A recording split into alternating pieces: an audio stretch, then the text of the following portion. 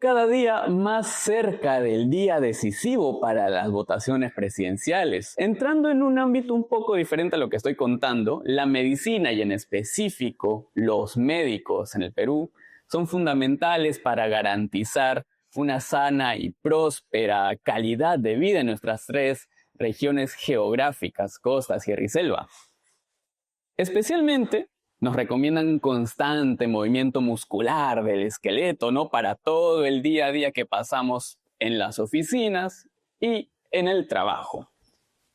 Con nosotros se encuentra la médico cirujana especialista en reumatología, proveniente de la Universidad San Martín de Porres, candidata a diputada con el número 28 por el partido Primero la Gente, Rocío del Carmen.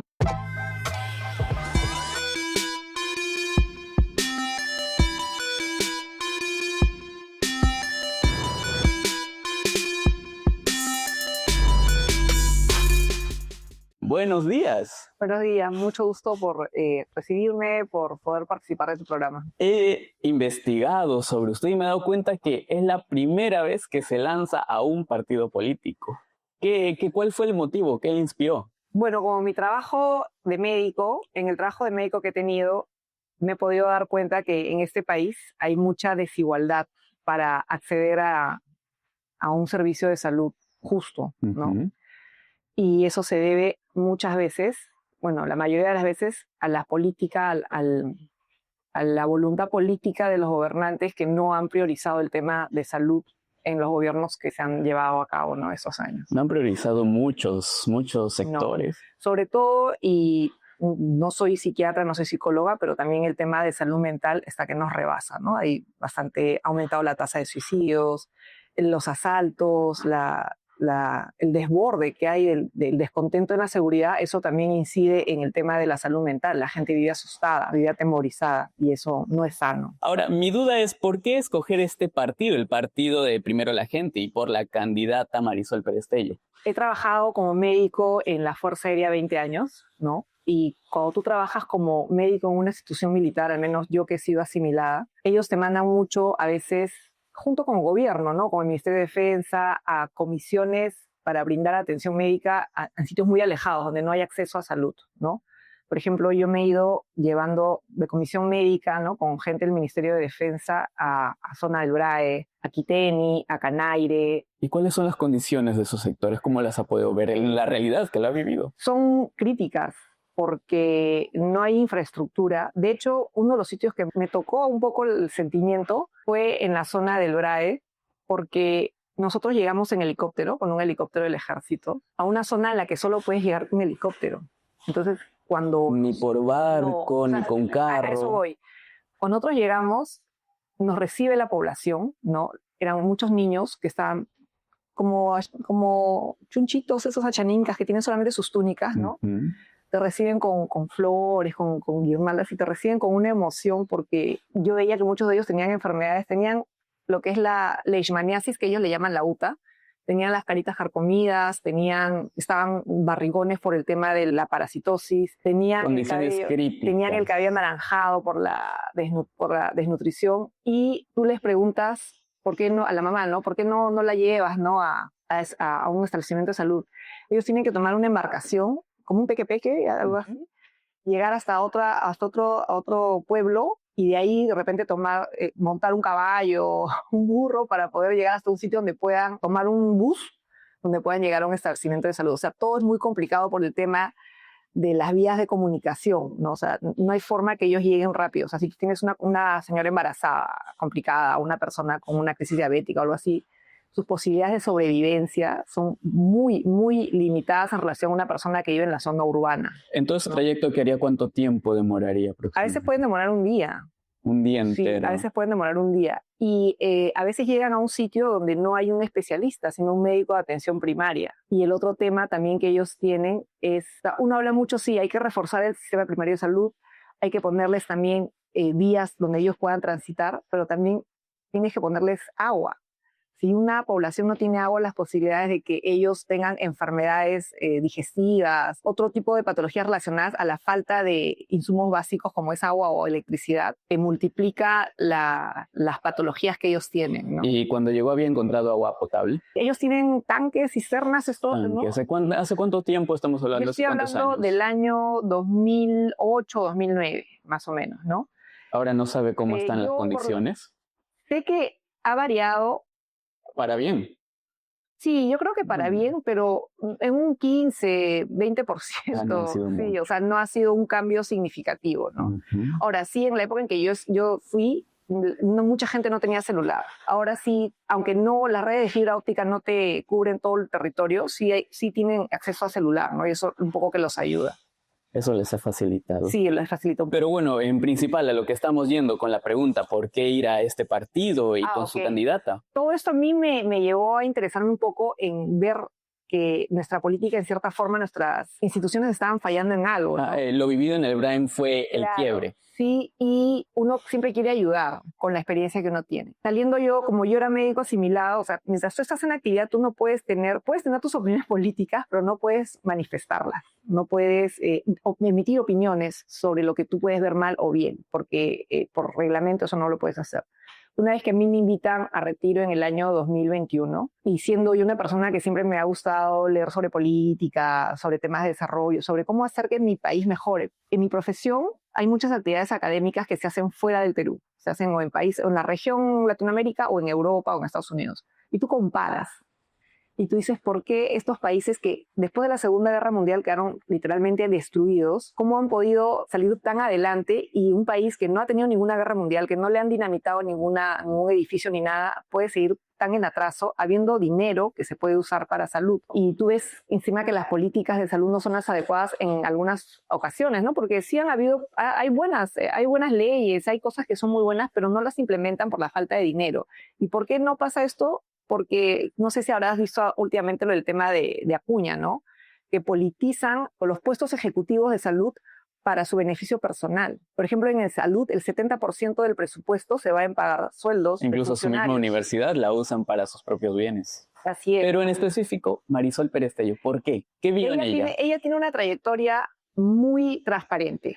Ella ha sido senadora, ¿no? Ella ha salido del Senado y a diferencia de casi, diría, el 80% de la gente que ha estado en el Congreso, no tiene ningún juicio, no tiene ningún cuestionamiento. Luego fue ministra de Justicia y también durante el tiempo que ella fue ministra de Justicia tuvo un comportamiento impecable y te transmite mucha sinceridad. Y el partido de ella me gustó mucho porque incluso la gente, y ella se han promocionado con justa razón en redes, en el partido de ella casi el 80% de los que nos presentamos tenemos una carrera profesional, ¿no? Y el otro 20%.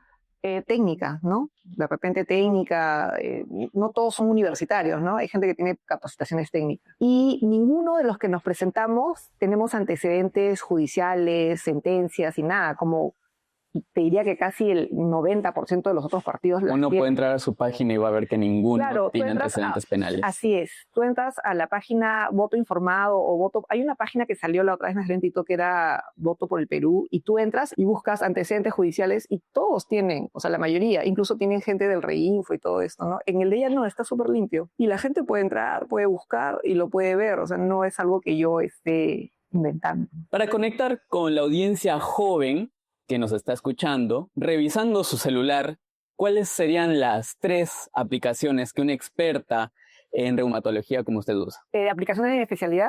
Bueno, aplicaciones de su día a día, pero que las utilice con un fin para su profesión, para la gente del partido, en constante comunicación, en constante movimiento. Bueno, las aplicaciones que más usamos, bueno, menos es el TikTok, ¿no? Eso me permite ver lo que piensan los jóvenes, porque el TikTok es muy, muy de jóvenes. De hecho, yo también uso Facebook, donde interactúo mucho con mis pacientes mayores, porque por mi especialidad veo muchos pacientes mayores de 50 años. Su sector es más para mayores de 60 años. Claro. Lo que pasa es que reumatología es una especialidad que ve enfermedades degenerativas, y eso obviamente tú lo vas a ver en una persona mayor de 50 años, pero hay enfermedades que se dan en personas jóvenes. Por ejemplo, las artritis de columna se dan en hombres de entre los 25 a los 50 años. O sea, se ve en una población joven.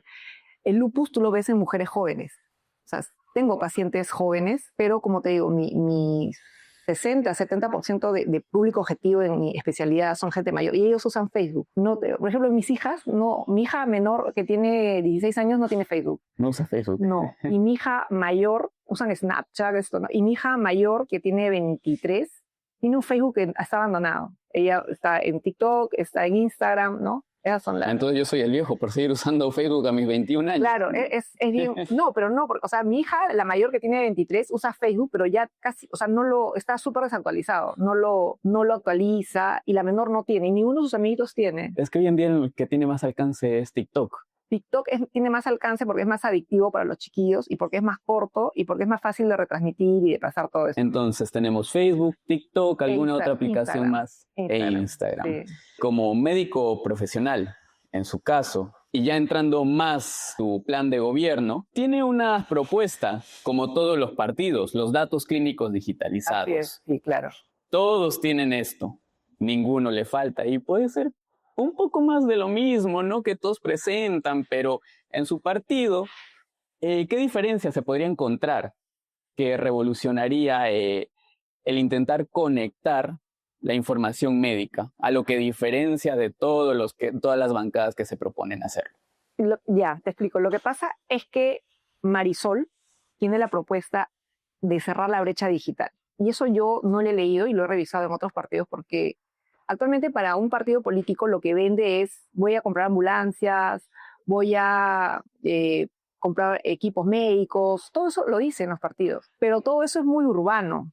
Tú vas a provincia y ¿cómo vas a comprar un equipo médico si a veces no tienen luz, no tienen enchufe? O otra cosa también que es importante es en el caso de la brecha digital, es ver que estas personas puedan tener acceso a una señal de internet que no sea inestable. Otra de las cosas que ella propone mucho es, y yo lo comenté en algún momento, es que en este país no hay un sistema de salud único, a pesar que se promociona así, porque tú tienes un sistema de salud fragmentado. No todos los los servicios de salud le responden al MINSA. Tú tienes que salud le responde al Ministerio de Trabajo. No está unificado. No está unificado. De toda la vida no está unificado. Tú tienes que las Fuerzas Armadas, que tienen también sus seguros, le responden al Ministerio de Defensa. Y la policía, que también tiene su sistema de salud, le responde al Ministerio del Interior. Entonces, lo que Marisol quiere hacer es que haya una interoperabilidad, que todo esto a través de mesas de trabajo, a través de juntas donde todos concerten, se pueda llegar a que todos lleguen a la misma conclusión. ¿Qué pasa? Que en Lima, por ejemplo, tienes el 40% de los establecimientos de salud tienen la historia clínica digital, el 40%. Cuando tú les dices a una clínica o un hospital X se unifique la historia clínica digital, muchos tienen reservas porque ellos han contratado su propio proveedor tecnológico. Entonces, no quieren compartir ese tipo de gasto o esa responsabilidad con otro establecimiento. Sí, normalmente lo hacen independientemente, claro. Les genera propios gastos y eso no les conviene con otros lugares. Eso tiene que legislarse porque, si bien, como yo te dije, el Perú, el país, tiene muy buenas leyes. O sea, el tema es que no las implementan. Por ejemplo, en 2013 salió una ley, la ley 30, no me acuerdo ahorita, 024. En palabras simples. Ya. Ellos, en 2013, empiezan con este tipo de modificación de la historia clínica, ¿no? O sea, el 2013 dio un gran paso, que se implemente la historia clínica digital. Luego, hay gente que tiene miedo que haya una historia clínica digital porque tiene miedo que sus datos sean accesibles. Por ejemplo, si tú eres un chico de 25 años y por A o B tuviste una enfermedad de transmisión sexual, ¿no? Que es algo muy privado, muy tuyo, y tú ves que en otro sitio tienen acceso a esa información, de repente el médico de tu trabajo puede ver eso, o sea, eso crea un rechazo a que esto sea digital, ¿no? Entonces, en 2023 sale una ley donde se trata de garantizar que haya un anonimato en estos datos, ¿no? Eso es muy importante. Todo esto, más el hecho que a nivel nacional no tienes infraestructura para poder dar soporte a esto. ¿Y cómo planean lograr ese anonimato? Eso ya se ocurre en otros países. ¿Cómo se da el anonimato? Porque tú le creas una clave al usuario.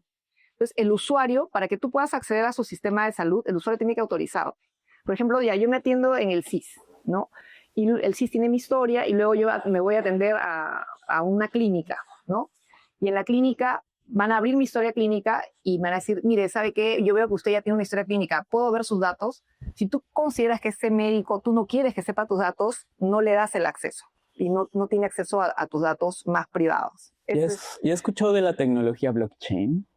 No, ¿cómo? La tecnología blockchain, para hacer, bueno, toda mi audiencia sabe sobre la tecnología blockchain, que se utiliza para bloquear la información de los diferentes bancos de datos que se utilizan. Claro, eso es muy importante. O sea, son diferentes capas que te protegen. La ciberseguridad, ¿no? Por decir como ciberseguridad. Sí, pero la diferencia es que no es solo una contraseña, sino también son capas de protección de información que se podrían implementar fácilmente. Claro, todo eso que tú me dices es súper novedoso y me parece muy bien. O sea, no es que al tener tú una historia clínica digital todo el mundo te entra tus datos. O sea, tiene que haber un usuario y una contraseña para que tú puedas tener tus datos.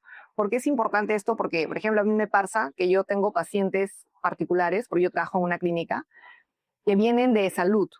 Y en salud, a veces, cuando los atienden, no les permiten ver los informes de sus radiografías. No es que no se los den, porque ellos pueden solicitarlo, pero en ese momento no se los permiten, ¿no? O los análisis. Entonces, cuando el paciente viene, yo le digo, le voy a pedir un hemograma, pero ya me han hecho. A ver, enséñemelo. No, es que está en salud. Entonces vaya y solicítelo. Uy, es una cola, hay que hacer un trámite, que no sé qué. Mejor me hago de nuevo. Le acarreas doble gasto, ¿no? Pero dentro del partido de Primero la Gente no han contemplado todavía usar la tecnología. O bueno, en esta... La que tú me has dicho ahorita, no, esta no lo he leído. Muy bien. También hay otra propuesta, el Banco Nacional de Medicamentos. A ver, ¿me podría explicar un poco acerca del banco? Bueno, el Banco Nacional de Medicamentos es como un organismo, una organización donde tú tienes una serie de medicamentos, sobre todo los que son de más alta rotación, que pueden ser susceptibles de ser usados por poblaciones, sobre todo que no tienen dinero para poder costearlos. Tú vas a encontrar que los medicamentos más costosos generalmente son los psiquiátricos, que por eso la salud mental está un poco en desmedro de la población.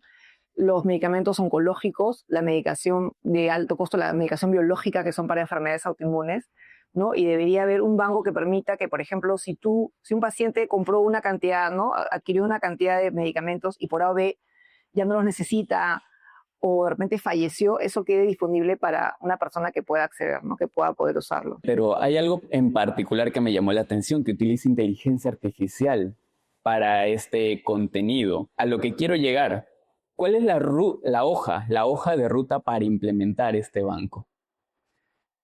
Mira, te soy sincera, no te podría decir, no lo he revisado con detalle del para mismo poder... plan de gobierno. Sí, así es, sí. Para poder yo darte esa información. Te mentiría, inventaría. No me gusta eso, no me gusta hablar sin saber, ¿no? Muy bien. En otros casos, vayamos. En el marco de la modernización del Estado, ¿qué estándares, o bueno, esto ya viene con lo que va el tema de ética, la transparencia que debe haber por este gobierno, ¿qué propondrían en este tema de ética y transparencia para aplicar inteligencia artificial en el procesamiento de datos? Sí, eso es muy interesante. Por eso es muy importante la historia clínica digital. Hay una plataforma donde tú puedes cargar la información de todos los pacientes. ¿Cuál es el nombre de la plataforma? Te lo digo acá ahorita, lo tengo acá. Es RENICE, que es la plataforma digital que conecta todas las historias clínicas de todos los establecimientos de salud. RENICE se llama.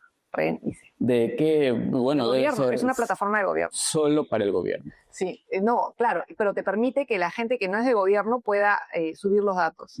Porque tú me decías sobre la ética y la transparencia. Es muy importante porque tú ahí puedes, por ejemplo, te doy un ejemplo en la clínica donde yo trabajo, ¿no? Cuando tú quieres recetar, por decir, un antiinflamatorio, tú entras a la hora de hacer la receta y te sale el stock. Te sale, quedan 400 Celecoxib, quedan 100 Meloxicam. Entonces tú sabes con qué número de medicamentos estás trabajando. Y esa información se descarga y eso evita que haya sobrecompras. O sea, lo que muchas veces ha pasado en salud, que yo he visto, es que tienen amontonado, o sea, y ahí ves el flujo de demanda del paciente, ¿no? O sea, qué medicamentos son los más usados, qué medicamentos son los menos usados, los menos rotados. Al tener toda esa información que tú descargas y analizas con inteligencia artificial, te puedes dar cuenta qué prioridades son para tu compra. A veces en salud han pasado que compran un montón, y eso ha habido denuncias, compran un montón, por decirte, no sé, pues de ibuprofeno, pero la gente no lo usa, la gente usa Celecoxib. ¿Y por qué compran ibuprofeno? Porque de repente tienen un proveedor que les da un precio, bueno, arreglado, entre comillas, por ese producto, y no lo están usando. Y se queda eso. ¿Y qué pasa cuando un medicamento se queda? A mí me pasaba, por ejemplo, en la Fuerza Aérea, que a veces compraban medicamentos en exceso de algún área, y te están llamando de farmacia para decirte que los rotes. Y tú le dices, pero yo no lo uso, pero se está quedando. ¿Pero quién lo ha pedido? O sea, se supone que cada servicio pide los medicamentos. Exacto. ¿Y a qué se debe este exceso de medicamentos? Eso yo no quisiera especular, pero yo creo que tú y yo tenemos una idea de por qué podría ser, ¿no? Creo que la audiencia también podría saber qué es. Claro, eso pasa. Eso es y la otra transparencia es, por ejemplo, en los exámenes, ¿no? Tú tienes que un paciente, por ejemplo, yo le quiero pedir un hemograma, ¿no? Y automáticamente a mí en el sistema me salta que hace una semana se lo ha pedido otro médico. Entonces yo no le voy a pedir otro hemograma, le voy a esperar voy a pedir los exámenes restantes. Pero si en algunos hospitales pasa, por ejemplo, que se manejan con proveedores externos, laboratorios externos, o con centros de imágenes, ¿no? Por ejemplo, la clásica, ¿no? Que se malogra el resonador o el densitómetro de un hospital sospechosamente cuando tiene recién, no sé, creo que 6 meses de adquirido, y mientras lo reparan, mientras buscan el que proveedor de la garantía, los mandan a un sitio a que se hagan las resonancias, a un sitio a que se hagan las densitometrías. Y eso no debería pasar, ¿no? Porque tú puedes ver, por ejemplo, o le piden en exceso esos exámenes. Si tú ves que un paciente hace un mes se ha hecho un examen, una resonancia de una articulación que no ha variado, y tú le pides otra, estando la máquina malograda, o sea, todo eso te lo arroja la inteligencia artificial, todito. Entonces, no hay forma de que tú puedas engañar al Estado, porque todo está... Me está diciendo que hay corrupción también dentro de los hospitales. Sí, definitivamente. Yo no trabajo ya en el sector público. Yo en la Fuerza Aérea yo no te puedo decir, porque no tengo pruebas, ¿no? Que haya habido corrupción. Me imagino, como en todo sitio, que puede haber habido, ¿no? Pero sí... Pero no debería. No, es que no debería. Pero es que justamente la inteligencia artificial te ayuda a que la gente no se tiente, ¿no?, a hacer este tipo de cosas. Ahora yendo con otro tema, y esto lo estuvimos hablando en un principio, la depresión y la ansiedad. ¿Cómo se implementaría el sistema de tamizaje digital para estos dos ámbitos? Ya, lo que pasa es que antes, cuando tú te sentías mal, ibas y buscabas a un psiquiatra, un psicólogo en un hospital o en una clínica, ¿no? Y lo quieren también llevar esto al sector de las escuelas. Sí, te explico. Lo que pasa es que no es fácil que tú consigas una cita en un hospital o en una clínica para una atención psiquiátrica, a veces pensando que no hay una presencia exponencial de especialistas de salud mental en el país. Psiquiatras y psicólogos. Así es. Y lo otro es que ellos, y como te digo, o sea, el Perú da buenas leyes, lo que pasa es que no las implementan bien o se quedan en el camino, no hay presupuesto. Existe la figura del centro de salud comunitario, donde tú te acercas a un centro de salud comunitario de tu área, de tu circunscripción, y puedes, ¿no?, hablar y todo eso, y ellos van depurando quiénes son solamente de repente un cuadro de ansiedad temporal, quiénes son una patología realmente crítica que puede entrar de repente a un tema de suicidio, quiénes solamente quieren llamar la atención, quiénes confunden de repente, o por ejemplo, como pasa muchas veces, ¿no?, hay gente que empieza a tener alucinaciones o empieza a comportarse de forma muy agresiva y es porque están con un tumor. Y el tamizaje digital es... Eso lo ingresas, claro, es que tú toda esa información la vas ingresando a un banco de datos digital. Y con eso tú vas, inclusive el psicólogo puede, porque hay más psicólogos, ¿no? Ahorita hace poco salió una ley que decía que los psicólogos también podían diagnosticar. Eso salió hace poco. En realidad el psicólogo... ¿Y está de acuerdo con esa ley? No, porque yo tengo 2 hermanas psicólogas y mi esposa es psiquiatra, ¿no? El problema del psicólogo es que el psicólogo no tiene la experticia ni la formación para diagnosticar que una conducta puede deberse a un tumor o a un tema psicológico, psiquiátrico, ¿no?, de salud mental. Si vamos a suponer, voy a tener una hija que empieza a ponerse agresiva, me empieza a contestar mal, empieza a hablar lisuras, y yo pienso de repente, está en drogas, ¿por qué se pone así? La llevo al psicólogo y el psicólogo es como un coach, le habla, le explica, el psicólogo no le puede medicar y no puede pedir análisis, pero un psiquiatra sí, un psiquiatra dice, bueno, vamos a descartar que esto no sea orgánico, vamos a pedirle exámenes para ver si no tiene un problema tumoral, un problema hormonal, un problema. Con eso, una tomografía, ¿no?, cerebral, y con eso ya define, no, esta chica está con un prolatinoma, tiene un tumor, vamos a derivarla. entonces la derivas. O no, sale todo limpio, sí, es un tema de salud mental, pero eso no lo puede hacer un psicólogo. No quiero pelearme con los psicólogos, pero... Bueno, tiene hermanos psicólogos, así tengo que 2 hermanas psicólogas. ya es por la experiencia Así que es. tiene. Entre preguntas, quisiera hablar más del historial clínico digitalizado. ¿En cuánto tiempo se proponen en realizar? Por eso es muy importante que un gobierno tenga estabilidad y que no esté pasando lo que ha pasado en el gobierno de ahora. Bueno, en los últimos 10 En años. los últimos 10 años. Tú tienes que tener estabilidad en el gobierno central. ¿Por qué? Porque para tú implementar un sistema digital tienes que sacar tu presupuesto, tienes que hacer licitaciones porque es gobierno. A ver a quién le das la buena pro de la compra de repente de los equipos informáticos, qué empresa te va a implementar la fibra óptica a nivel nacional. Y los procesos de licitaciones demoran Muchos 6 años. meses, 7 meses, hasta un año. Luego, una vez que tienes la plata, distribuirla demora, o sea, es un promedio de 4 años que te puede demorar implementar que en el país haya un buen sistema de historia clínica. Encima, las conversaciones intersectoriales, o sea, no es de un mes, no es ni siquiera de un año, eso demora. ¿Estás segura que se podría hacer en 4 años? Porque le comento, en un país avanzado de Europa que se llama Estonia, Sí, ya lo hemos abarcado antes así en el es. programa. En Uruguay también. Sí. El Uruguay también tiene... Ahí lo han implementado el sistema clínico digitalizado Claro. en 8 años. Y eso que es un país con mucha menos cantidad de población que el Perú. Por eso mismo. Si tú tienes menos gente, es más fácil que... no, tú me decías que tiene más tiempo. Sí, Sí, ellos fueron 8 años, nosotros con 5 años Claro, en su pero es que partido no ellos- podrían cumplirlo en 5 años. Claro, pero es que yo lo leí, ellos partieron de cero. Ellos partieron de tener historias en papel a pasar todo a digitalizado. Primero digitalizaron el gobierno en 10 años y Claro. después fue con el historial clínico que les demoró 8 años. Claro, pero ellos partieron de cero. O sea, no partieron de... Nosotros ya tenemos en el Perú, ya tenemos las leyes que te estaba ¿Una comentando. base de 1 año, 2 años? No, te estamos hablando desde el 2013. No, pero me refiero a, en tema de clínico, en digitalizado, nuestra área de historial clínico. Será 2 años que ya estamos avanzados. Bueno, obviamente ha pasado desde 2003 hasta ahora, pero entre estos 8 años que le estoy mencionando... Ellos tuvieron la voluntad política de hacerlo todo digitalizado. Eso yo lo leí. ¿Por qué 8 años? Tú ahí tendrías que ponerte a ver propias leyes. ¿Cuánto tiempo le toma a ese país en hacer una convocatoria?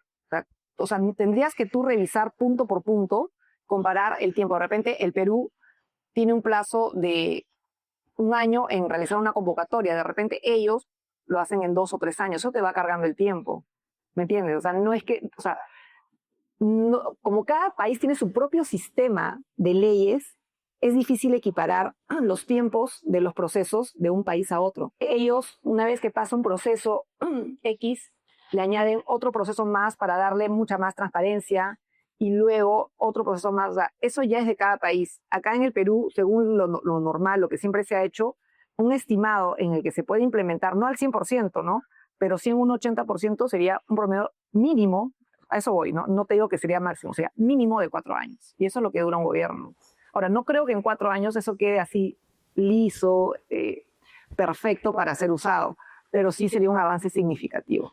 ¿Y cómo nos podrían asegurar que el siguiente gobierno no lo eche todo al tacho? Es que ese es el problema la idea es dejarlo asegurado con leyes bien establecidas, para que eso no retroceda. Ahora, a mí lo que me preocupa es que este gobierno cambia, el Congreso cambia. Y eso es muy importante, que la gente escoge un gobernante que tenga un equipo de trabajo y que tenga un Congreso, un Parlamento cohesionado que sea afín. Porque si tú avanzas, por eso muchos critican a esta chica Keiko Fujimori. Porque tiene la mayoría del Congreso. Porque lo que hizo, o sea, todo lo que querían avanzar los diferentes gobernantes, ¿no? Ellos lo boicoteaban. Entonces te atrasan. Ese es el tema. La cosa, o sea, tú puedes hacerlo siempre y cuando tengas el respaldo del Parlamento, formes tu equipo de trabajo. Esto se puede dar, sí se puede dar. El tema es que en Europa la gente tiene una mentalidad mucho más ordenada, más organizada. Y a diferencia yo no te digo que en Europa sean unos santos, pero tienen una mentalidad, y por eso es que pagan más impuestos que nosotros, pagan impuestos mucho más altos y no se quejan, del bien general. O sea, todos ponen su grano de arena, todos aportan su buena cantidad de impuestos porque todos saben que a la larga va a ser para que todos disfruten de un buen sistema de salud, de una ciudad ordenada, todo esto. Acá no, la gente es muy individualista, muy personalista, los partidos. No les importa fregar a los demás con tal de tener su beneficio personal. O sea, no ven a futuro que eso va hundiendo el país y no le permite sobresalir, no le permite desarrollar. No, esa es la diferencia que tenemos con los países desarrollados. Bueno, la diferencia también es que allí son 1,5 millones en Estonia. Acá son más de 32 millones. Sí. Ahora le vuelvo a comentar. Y yo me espero una respuesta directa.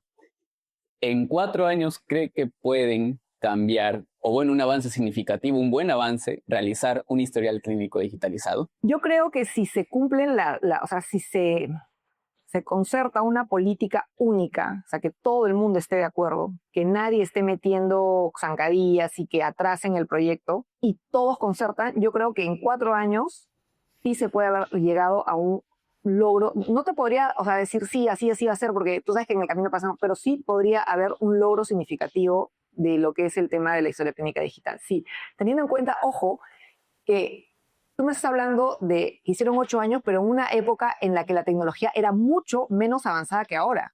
Si tú coges un teléfono de hace 4 años, no tiene ni la mitad, bueno, no sé cómo será con los que no son iPhone, pero no tiene ni la mitad de las funciones de las que tiene un teléfono ahora. Entonces, obviamente la tecnología, conforme va avanzando, también te acorta los tiempos. Eso es importante tener en cuenta. O sea, la tecnología que han tenido ellos en su momento no es la misma que vamos a tener nosotros en nuestro momento. Eso es importante, es un dato que a mí me parece que se tiene que tomar en cuenta. Lo tomamos en cuenta. Cerrando esa pregunta, tenemos una dinámica en el programa, el cierre, que es instalar y desinstalar. Yo le digo una pregunta y me dice si se instala en el gobierno o se desinstala. Ok, ya, me pone un poco ya, listo. Vamos a ver. Hospital interconectado en cada región las 24 horas. Yo lo instalaría. O sea, debería instalarse, por las emergencias sobre todo, ¿no? Operaciones ayudadas por IA. Si se instala en este momento, yo diría que no tenemos la infraestructura. No existe la infraestructura en este momento para poder hacerlo. Podría haber muchas malas praxis. ¿Instalar o desinstalar? Desinstalar. Reducción de personal médico para mejores controles. ¿En qué sentido reducción de personal médico? O sea, ¿qué tipo de personal médico? ¿De primer nivel, especialistas? ¿No? Estaría hablando de que en un hospital haya exceso de médicos, tal vez falta en otros lugares.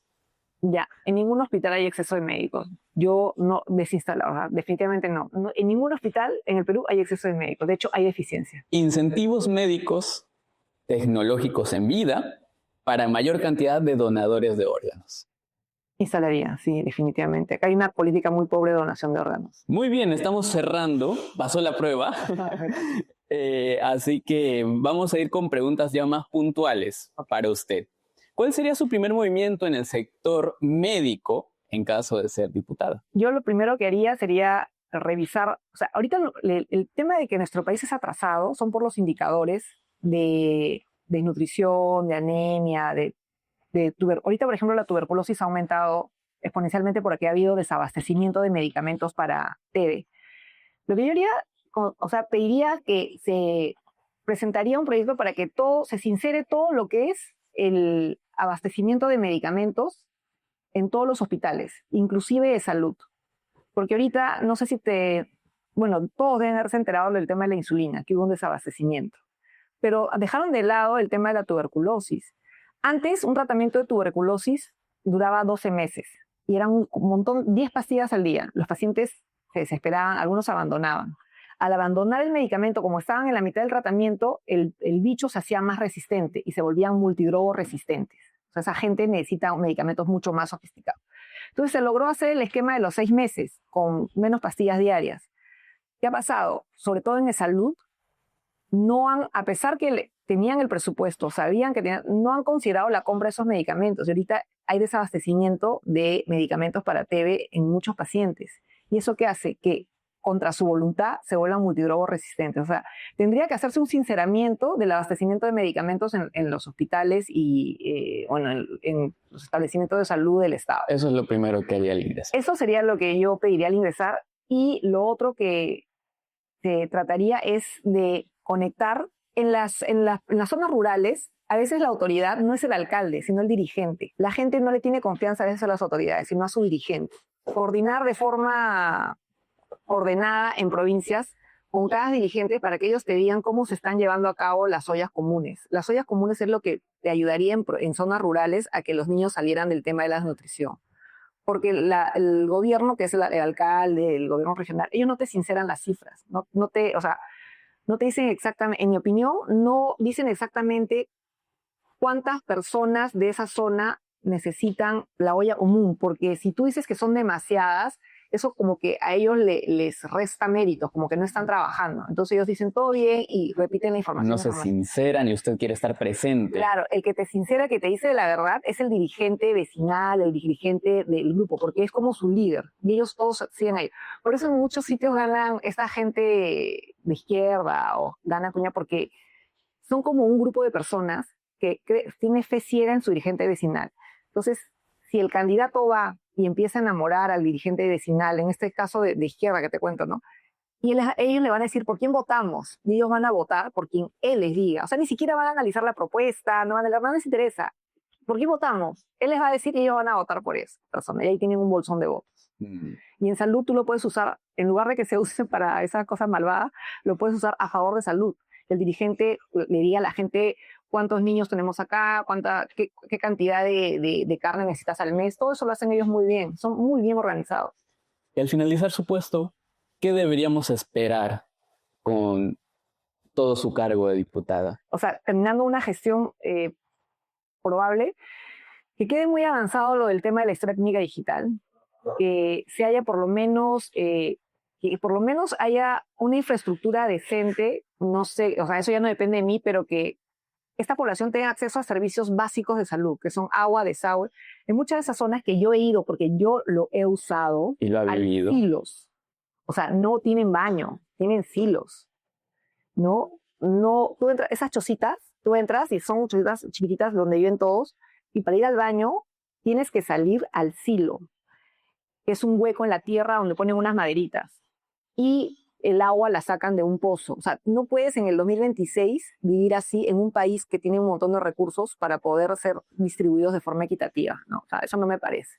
Eso debería haber avanzado bastante terminando la gestión, entre comillas. Y el tema de también Pero bien, tienen ese problema, pero tienen teléfono a veces con internet. ¿Me entiendes? O sea, puedes combinar las dos cosas, puedes avanzar con eso y también favorecer la zona, la parte de la interconectividad, que ellos tengan de repente acceso con su teléfono a una consulta de telemedicina, podría ser, o sea, yo pienso mucho en eso y digo, se podría ayudar, pero a veces yo tengo pacientes que son de provincia y a veces para ellos es muy costoso viajar a Lima para verme, ¿no? Entonces me llaman y hacemos una videollamada y les voy pidiendo los exámenes, o sea, es que esto como tú lo verás, el tema digital es muy importante. Y cada vez va a ser mejor. Yo que me iba a imaginar hace 10 años que iba a tener una telellamada con un paciente para ayudarlo. Y son pacientes que viven en zonas muy, muy rurales, que a veces no tienen ni baño, pero tienen su telefonito, se van incluso ahí en provincia todavía hay en algunos sitios, lo que había acá antes, que eran las salas de chat, las salas donde habían computadoras que la gente iba. ¿Los internets? Los internet, allá todavía hay. Entonces esa gente puede y se me conecta a la máquina y te habla y todo, porque hasta el WhatsApp lo puedes poner por la computadora. Lo que a ellos no les falta es tecnología, sino una mejor seguridad, salud. Ellos, claro, la tecnología la tienen de forma inestable, como te dije hace un momento, de forma parcial, ¿no? Pero lo que no tienen es agua, desagüe, no tienen acceso a mejoras. Tú, por ejemplo, en Europa vas a una provincia, ¿no? A un sitio rural de Europa y tienen sus servicios básicos muy bien implementados. Quisiera saber sus opiniones sobre la generación Z. La generación Z. ¿Generación Z qué edad es eso? Los de mi generación. Mi hija. En realidad, a mí no es que me preocupe, pero la mayoría de las chicas, al menos las que yo conozco, la generación Z, no quiere tener hijos. O quiere terminar su carrera, quiere tener un solo hijo. No es que esté mal, ¿no? Pero al final, mientras más mayor tienes tú un hijo, más posibilidades que tu hijo nazca con algún problema de salud. Y eso va a recargar al sistema de salud al final. Luego, tienen mucha apertura sobre el tema del sexo, pero desgraciadamente ya en los colegios no les están dando la educación sexual integral que les daban antes. ¿Por qué? Porque eso medio que se torció. ¿Lo ven como un tabú? No, lo que pasa es que se empezó a dar la educación sexual integral, pero en algunos sitios la gente que es, no digo todos, ¿no? Pero muchos que son LGTB y todo esto, les querían meter información sobre este tema, ¿no? Hacer cuentos donde ponían, yo soy Pablito, pero me siento mejor como Florcita, cosas así. Querían ponerlo dentro aprovechando la educación sexual integral. Entonces, eso tiene que quedar bien establecido, que la educación sexual integral es, yo separo, si es un colegio mixto, separo acá a las chicas, separo acá a los chicos y le digo, mira, esto vamos a hablar de que tú tienes un pene, tienes 2 testículos, etcétera. Cuando tengas 10, 11 años vas a empezar a tener las poluciones nocturnas, que es cuando empiezan a eyacular, porque su aparato sexual empieza, tienen que saberlo. Y las chicas decir, esta es tu vagina, estos son tus senos, porque en muchos sitios, y eso yo lo he visto, a las niñas le dicen, esa es tu galletita, ¿te has limpiado la galletita? Entonces cuando a la niñita la abusan, dice, mamá, mi abuelito me ha estado tocando la galletita. Ah, ya, no se enteran, porque les ponen nombres según cada población, pues, ¿no?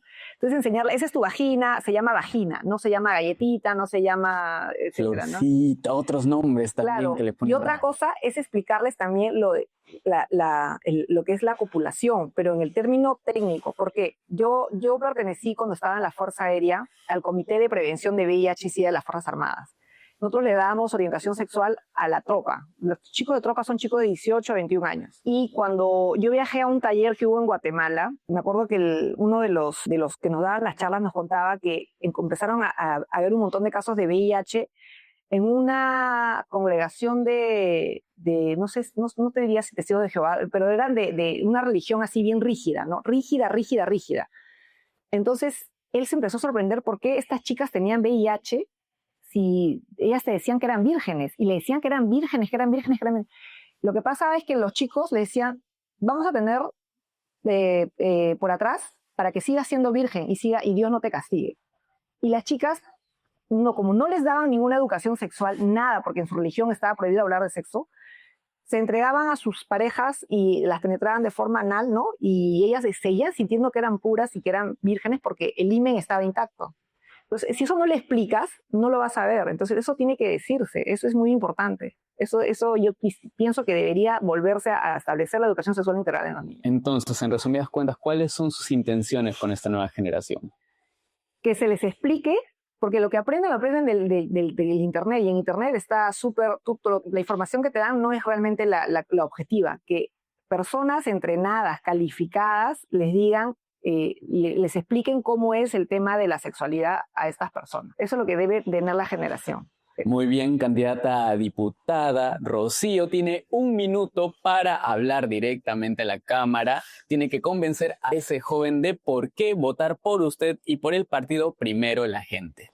Vamos a darle 1 minuto. Comenzó. Bien, quisiera que votaran por mí, porque yo pienso que el tema de la salud debe ser un tema equitativo, debe ser un tema justo, igualitario, y no debe ser que las personas tengan que esperar meses para una atención médica, tengan que esperar años para una cirugía, tengan que estar atendiéndose en camillas, esperando en silla de ruedas una atención por emergencia, cuando eso en el año 2026 ya no debería darse con toda la tecnología, con todas las comodidades y todos los avances médicos y tecnológicos que tenemos a la fecha. Por eso es que yo pienso que deberían plantearse darme su voto. Bueno, lo hizo menos de 1 minuto, pero está bien. Muchas gracias a todos los espectadores por acompañarnos una vez más en otro episodio de La Cuarta Revolución. Ve aquí una intención de una salubridad firme con respecto a la diputada Rocío. A la candidata. Candidata a diputada. Muchas gracias a todos por haber visto este episodio. No olviden darle like, compartir, suscribirse, darle a la campanita y nos veremos en otra ocasión en La Cuarta Revolución, espectadores de primera fila.